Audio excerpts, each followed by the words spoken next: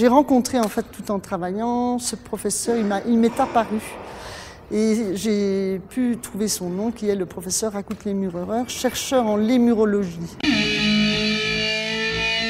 J'ai imaginé faire son cabinet de singulier, son cabinet de recherche. Donc ici, on est dans l'atelier de la gare, un local que la gare nous a prêté, très généreusement, pour pouvoir préparer toute notre installation de cabinet de lémurification. Ici, ce sera le panier à volaille. J'ai convié des artisans de la région de Tana qui viennent d'il y a une vingtaine de kilomètres pour me faire un panier à volaille inspiré de 3 mètres, inspiré des paniers à volaille du sud, là qu'on voit comme ceci, que je trouve très très beau. On arrive dans l'antre où tout s'est ramené de Tamatave, tous les matériaux qui viennent de l'Est, c'est le bambou. Là on a notre Daraphillémurus, qui est loin d'être terminé, il a juste sa colorette. Il faut encore l'habiller de parties colorées blanc et noir, puis ses yeux. Et puis on lui fait quelques petits cheveux à la punk, là, quelques cheveux de l'Ouest.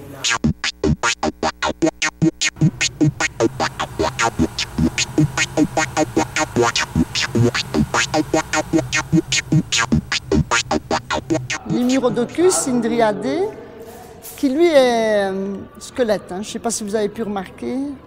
C'est notre pièce maîtresse où il lui faudra encore faire sa queue, qui sont tous des petits osselets qui descendront là. Il est capable de se tourner à 45 degrés, nord, sud, est, ouest, ouest. Je pense même qu'il peut regarder les étoiles là. Si on fait un petit effort, la tête peut monter. Voilà. Ici, c'est le cher Chili, qui avait eu quelques embûches dans le transport, donc il a des pattes un peu particulières aussi celui-là. Donc il lui manque de la lumière parce que je pense qu'il a besoin d'un peu d'éclairage dans sa nasse de pêche aussi. Ici en dessous on va lui faire un petit fond en feuilles de vie qui vont faire une lumière un peu ocre orangée. Je crois qu'il va être très bien comme ça.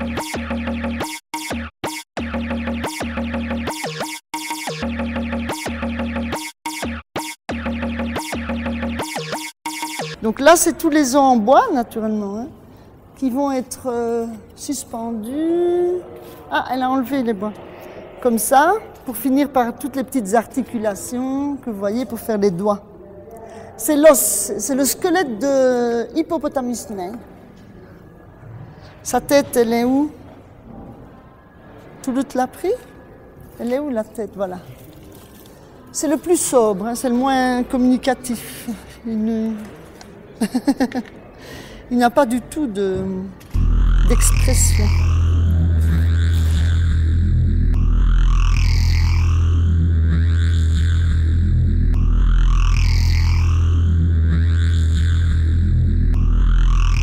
Celle-ci, elle sera suspendue sur un axe qui va lui permettre de tourner. Tout cela, c'est dans Naturalia. Ils sont derrière le filet de pêche. Et notre Giraffe-Lémurus. Tous les animaux seront suspendus pour donner une impression, comme dans les musées, puis une impression de légèreté. Et je pense avec toutes les séparations en papier, l'espace va être utilisé surtout en hauteur. Ce qui se prête bien dans le hall de la gare, qui a la lumière qui vient d'en haut. Les gens seront assis sur une vertèbre de baleine et vont pouvoir regarder à l'intérieur dans un binoculaire l'univers biotope que l'on recrée sur une roue qui tourne, qui pourront actionner, avec une petce lumière au-dessus. Ce sera la carte géographique de Nova Lemuriatus pour que les gens soient informés quand même de quel pays ils sont.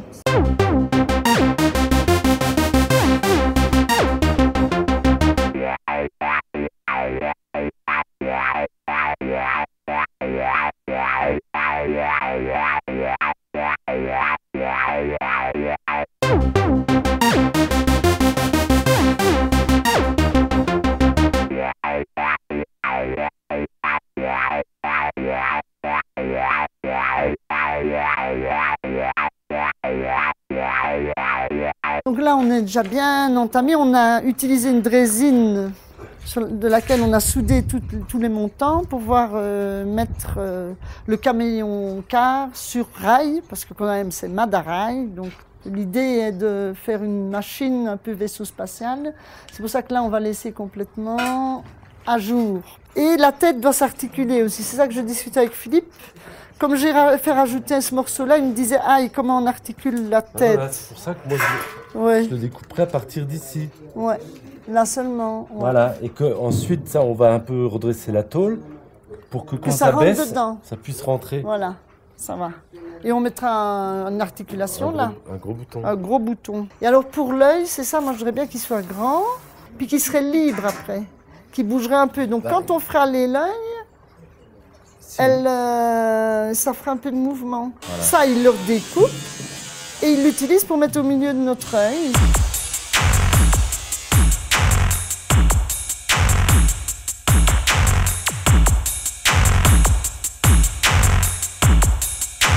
Maintenant, on est en train de travailler sur les derniers emplacements parce qu'on a mis toutes les grosses structures sont en place, le mur de raffia, le mur de nasse, le mur de papier, les grosses squelettes sont déjà à leur place définitive.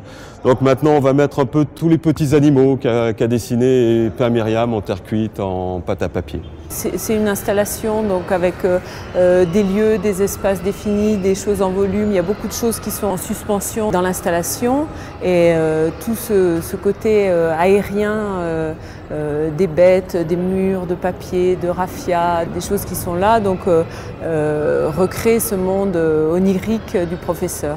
On va venir faire les finitions toute cette nuit, quoi. On va rajouter un peu de couleur, faire les ongles. Celui-là, il lui faut encore un peu de couleur, là, rectifier un peu là, le niveau de la tête. Puis demain matin, on n'aura plus qu'à poser les petites étiquettes avec les explications pour expliquer un peu aux gens à quoi correspondent ces chapeaux, à qui appartient le manteau, qu'est-ce qu'il y a à voir dans le monoculaire.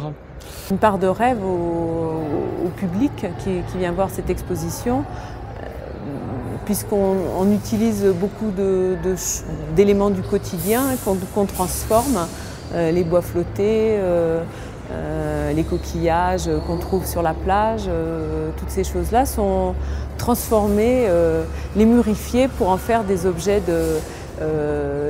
appartenant aux collections, donc des objets de fiction. J'ai déjà vu pas mal de gens passer, je pense que ça va marcher. Il me semble qu'il y a des gens qui ont déjà bien eu le petit coup d'étincelle de l'expo.